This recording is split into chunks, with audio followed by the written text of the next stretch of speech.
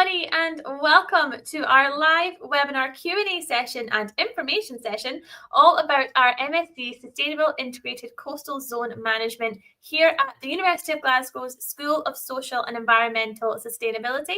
My name is Amy. I am delighted to be here today and welcome you to this session. If you have any questions for me or our team here today, please do just send them in. You can use the comment section here on the video, or you can go to slido.com and use code U of G Dumfries. It's just on the bottom of your screen right now, slido.com, #U of G Dumfries. You can send in your questions and we are here ready to answer them for you. And I am delighted, first of all, to welcome our program director for this exciting new program. I'm joined with Noel Maka here today. Thank you so much for joining us. It's a pleasure to have you here. We have so many things we have to get through. I'm sure you're very excited to talk about your program and tell everyone a little bit more about what they can expect. They're coming to join us in September. So without much ado, I'll let you introduce yourself and take it away and tell us more about this fantastic program. Thank you, Amy. It's nice to talk about this very, very, very fantastic program. Sustainable Integrated Coastal Zone Management is, we developed it in response to the conflicting and misuse of our ocean space, ocean resources and environment. Just to say that over 85% of our coastal environment and resources are already depleted. Only 15% is fairly, not completely intact, but fairly intact. Yet the ocean space, the environment and the resources feeds over 4.5 billion out of the global population of 8 billion. This is a global problem. Next slide.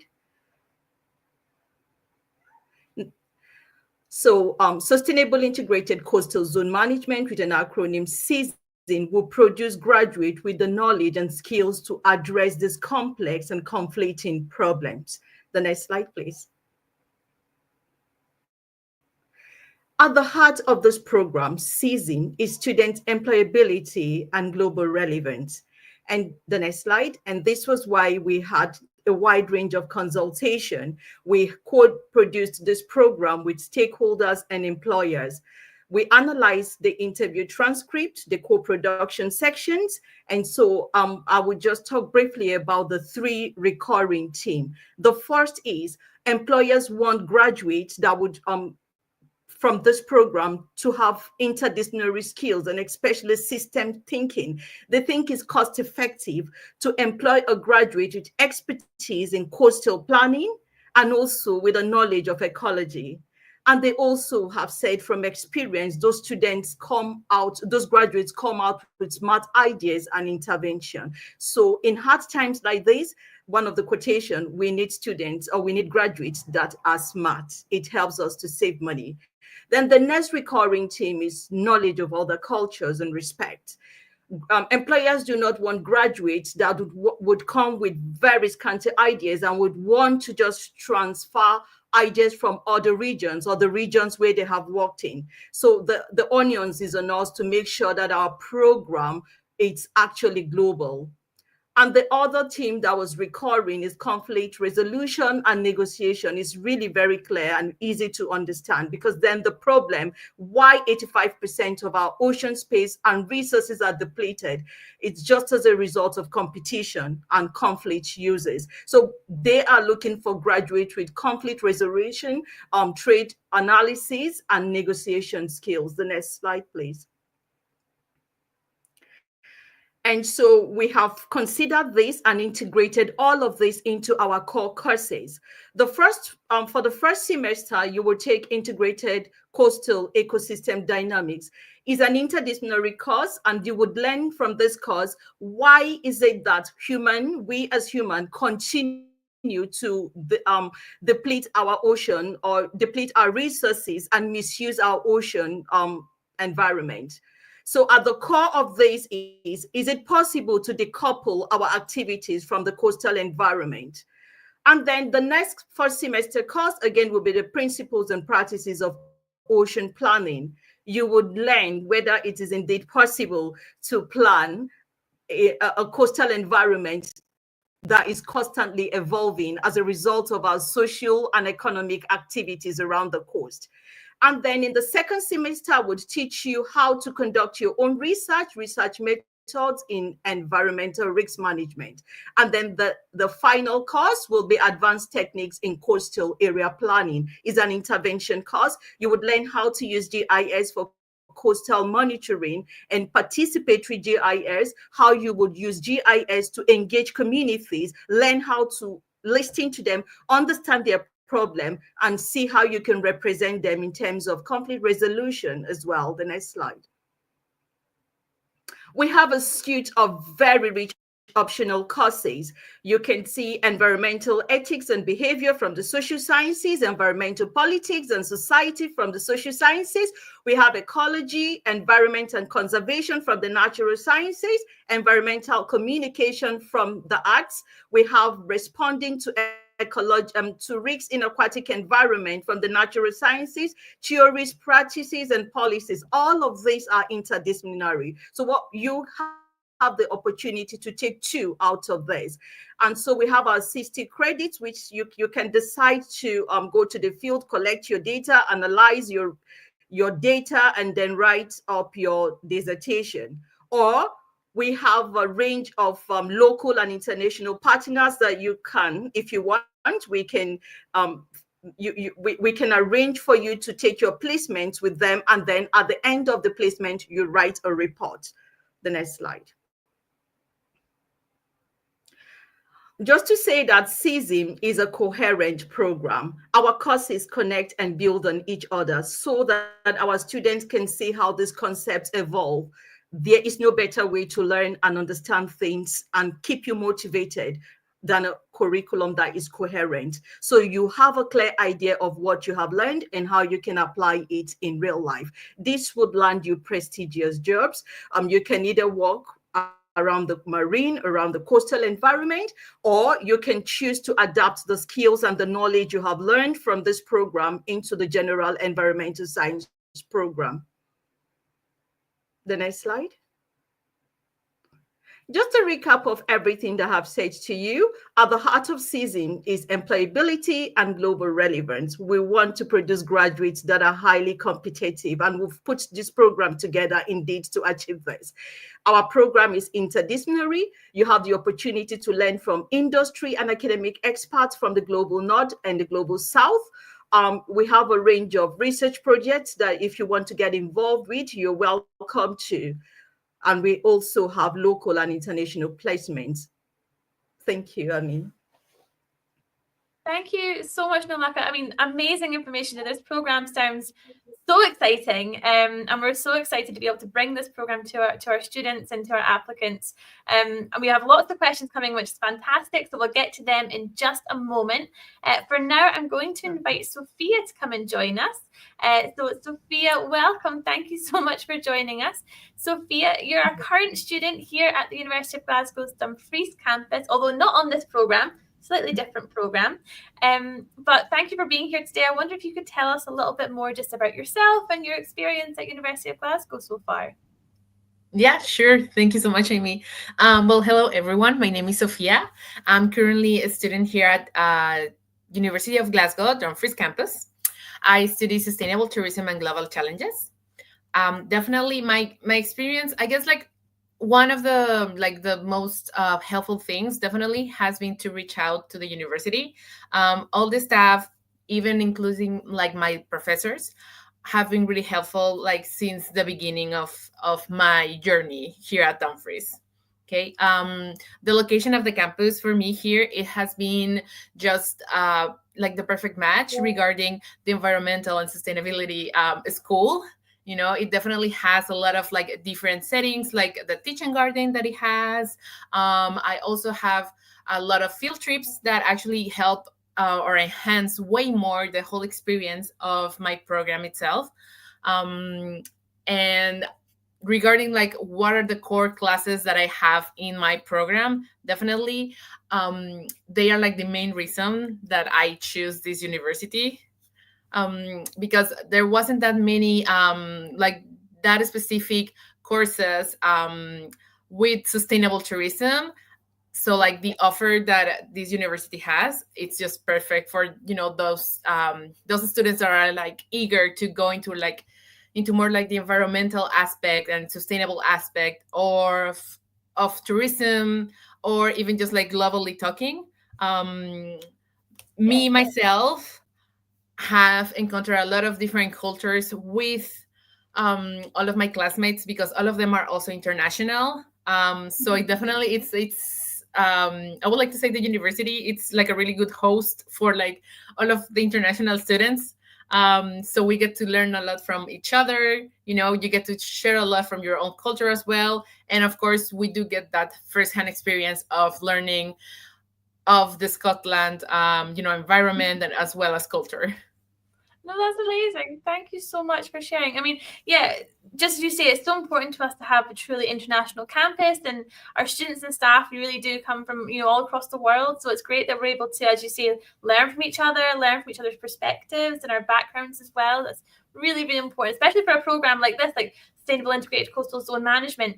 You need to be able to take in those, entire global perspectives, all those different cultures, those backgrounds, what it all means is so important for something like this. So I mean, we could talk about this for so much longer. I'm going to invite Noamaka to join us back now. We have questions coming in. Thank you so much, everyone. If you have questions and you're not able to join us live today and you're watching this a little bit later, don't worry. Send in your questions anyway. Put a comment below or add it onto the slido.com and use hashtag #UofGDumfries. We'll be monitoring these channels even after the live session today. So if you have questions, send them in. We'll get some answers to you. But for now, we have our first question here. And so here we go. How often will we be doing fieldwork versus being in the classroom? Great first question. Someone who clearly wants to get very hands-on and very practical with their program. Noamaka, I mean, can we talk about the split a little bit? How is it split? Right. So for the first semester, we've got integrated coastal dynamics, ecosystem dynamics. Students would have to go to the communities. Dumfries is coastal, so it's a living laboratory for us. Our student will have to go and see how people interact, with this and coastal environment, how we actually interact, and ask questions. Can ask the communities, can you do without the coast? Can you decouple? Can we decouple? Can we separate you from the coast? And still in the second semester, a student would have to go out again with our environmental science students on a field work to look at the water. I think that would be led by Dr. John. And then in the second semester, for the advanced techniques, the student would actually be outside. They would learn from outside, working with communities and trying to understand the problem and trying to also develop their coastal plan, which is part of the assessment. So it's classroom and mostly outside as well. I think it should be about 70 or 60-40. Amazing. Yeah. Perfect. That sounds so exciting. And I mean, Sophia, I know you're a big lover of going out on field trips and being able to go out and explore a little bit as well. I mean, from a student's perspective, how important is it for you to be able to get out to, experience things practically, not just the theory of them? So from my perspective, it definitely have helped, like it have enhanced all that theory knowledge that our professor give us. We are actually able to apply it to all those field works, all those field trips. And also not only to see like for ourselves, but also to understand how the companies, that people that are already working on, the positions that we want to, how they actually, apply it there. So like, it actually also like makes you feel like a type of reassurance that what you're actually learning is actually what you need for like the outside world of, outside the academic environment. Yeah, and then that'll be really reassuring for our students and applicants to hear as well, that you're actually going to be able to put that theory into practice, not just think about it, but actually be able to understand from a practical, logistical point of view how this all comes together and how it all fits together. So thank you both so much. That's great. And we've got another question based on this one, I believe, which is, are there any costs for doing the field trips or extra costs for doing the field trips? The answer is no. Field trips, field work, all your theory work, it's included all in your tuition fees. You don't have to worry about that. When it comes to things like transportation stuff as well, we take care of it all. So you do not need to worry about any extra costs for doing the field trips. Thank you so much for your question. We have another question here. Fantastic. Okay, Sophia, I think this one will come to you first for this one. As an international student, I'd be moving to Scotland for the first time. Do you have any advice? So moving to Scotland for the very first time, what tips would you give, Sophia? Okay, so I guess my first tip, and I always like to give this tip, is to not be afraid to reach out to university accommodation. Definitely. Well, me personally, I did decide to go with them. So right now I'm currently in a uni accommodation. It has been the best experience ever, to be honest. Here at Dumfries campus, they have like 3 options. The option that I have, and I think actually like all of them have an en suite. So that means that we get our own room, our own bathroom, and we do share like kitchen or like communal areas, which is also a great thing because you get to meet a lot of more students there. So I'm sorry, I don't want to get like off topic. So definitely my advice is definitely do not be afraid to reach out to uni. Also, they also give you like they don't close themselves only to like their options. They are also willing to give you like any more tips or like where you can like maybe find other type of accommodation for the students. But definitely do not be afraid of reaching out. They have been here for a long time, so they're definitely helpful. Definitely. I mean, in terms of, we've spoken about this before, I think, about being an international student and being able to share and live with other international students being a real comfort because you're all kind of going through this at the same time. You can learn together, you can unpick, challenges or whatever might come up together. For you, how important is that kind of community aspect and that sharing aspect? It has definitely, I think it have helped me grow like more in the personal matter. It's literally like having like a second international family here at Scotland. That like as a student you actually don't expect to actually create such a like strong bond. But you know how they say like all the challenges that one is facing here, everybody's facing, as you said, like the same things. So it's all like brand new to us and everybody's like new and everybody's so different, but then at the same time, since we are all going through the same thing, we have that such a strong thing in common that it actually make us connect like way better. So yeah, it has been definitely like a really, I would like to say like a staple piece on my whole experience here at the University of Glasgow. I'm so glad to hear that's been your experience. And no, Maka, if I could ask you, from a teaching perspective, from a research perspective, we're very proud as a university to have a very diverse student population and staff population. But in the classroom, how important is that for you to be able to have different, perspectives and cultures in the one room when we're talking about a subject like, coastal zone management? What does it bring for you in the classroom? It's interesting. I keep saying that Sustainable Development Goals 17 touches on partnership. Yeah. And so for us to actually conserve these oceans, our ocean space, we need to have an idea of regional cultural knowledge and different knowledge systems.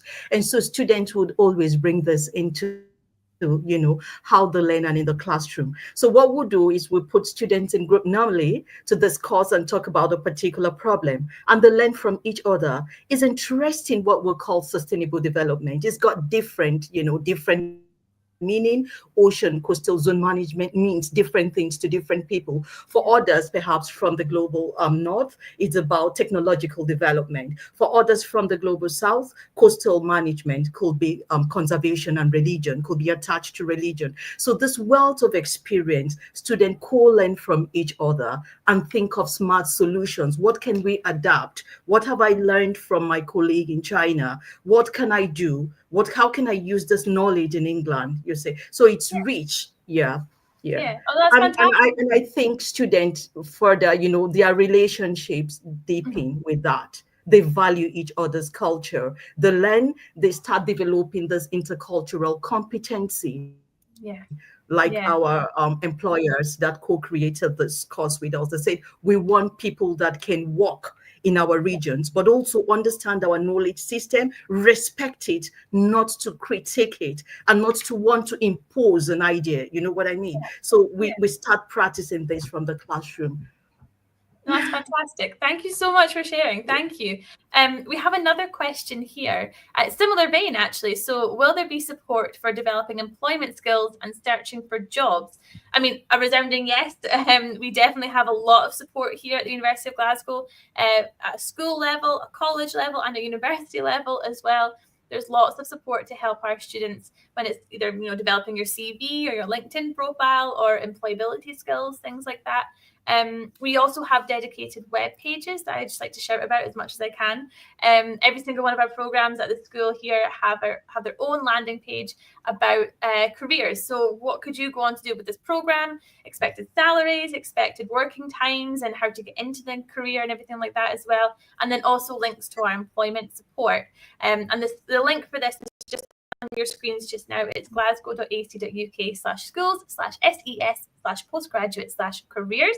At the bottom of the screen right now.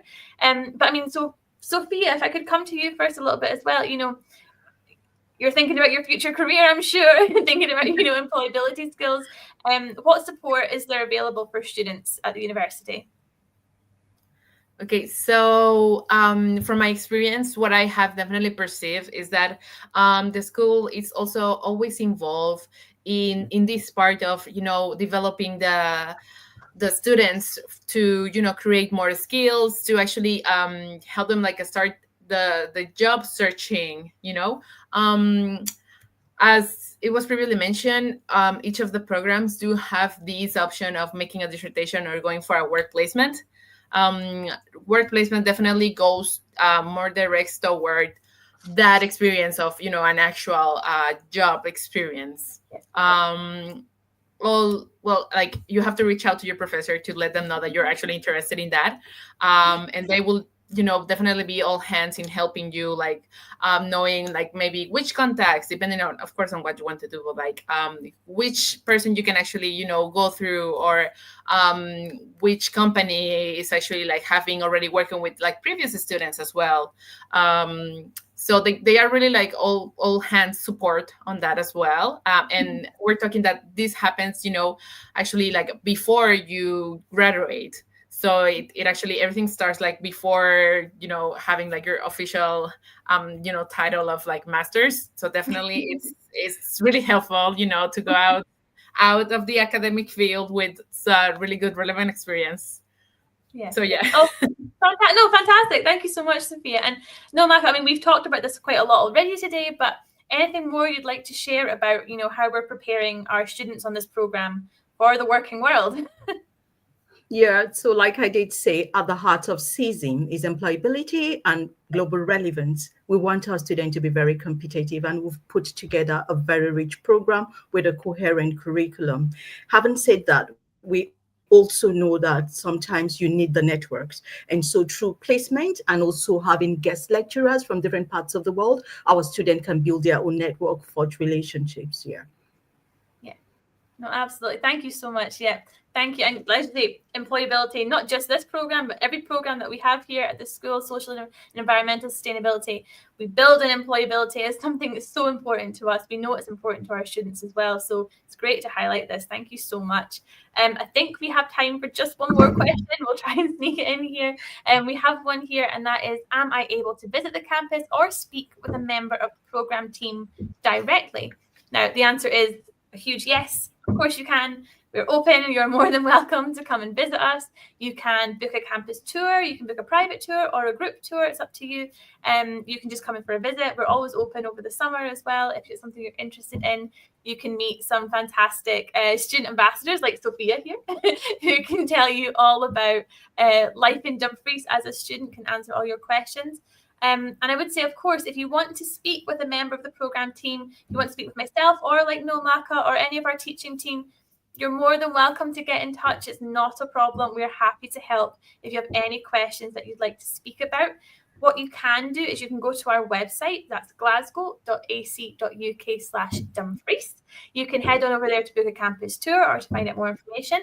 Or if you would like to get in touch with us, you're more than welcome to. You can use this email address. It's dumfries-comms@glasgow.ac.uk.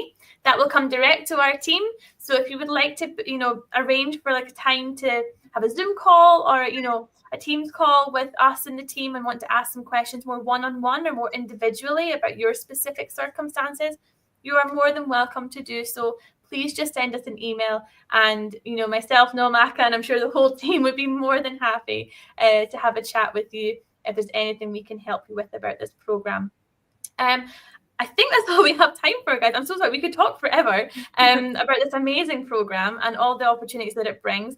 I will remind everyone that if you are not watching this live, but you have questions for us, it's totally fine. Pop them in the comments, send them over to Slido and use #UofGDumfries. We'll be monitoring all of these. So do not worry, you will not miss out. We'll make sure and get those answers to you. I just want to say a huge thank you to Sophia and to Nomaka for joining us here today. It's been an absolute delight to speak with you both. I'm sure, we've answered lots of questions here that people have had about the program. And I'm very much hoping that everyone watching, I'm very much hoping that we can see you here on campus in September for this fantastic new program that we have here at the School of Social and Environmental Sustainability. So for now, I will say thank you once again to our speakers and to everyone watching. Thank you for your time today, and I hope very much to see you soon. Bye for now, everyone. Bye. Thank you. Bye.